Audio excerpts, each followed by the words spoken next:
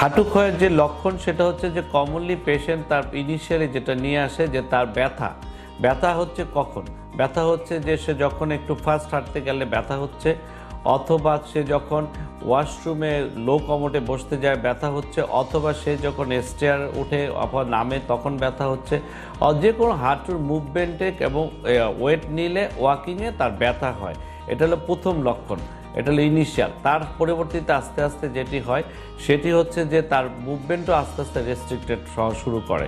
Say movement restriction of the extreme flexion বলি আমরা, যেমন লো কমোটে বসা, আমরা যারা নামাজ পড়তে অথবা পূজা করতে সেই জায়গাগুলোতে হাঁটু গেড়ে বসা, এই সিঁড়ি দিয়ে উঠা নামা, এইসব ক্ষেত্রে দেখা যায় তার মুভমেন্টটা রেস্ট্রিক্টেড হয়। বাংলাদেশে আরেকটি কমন যেটা হয় সেটা হচ্ছে যে আমাদের খুব কমন একটি ভেহিক্যাল হচ্ছে রিক্সা।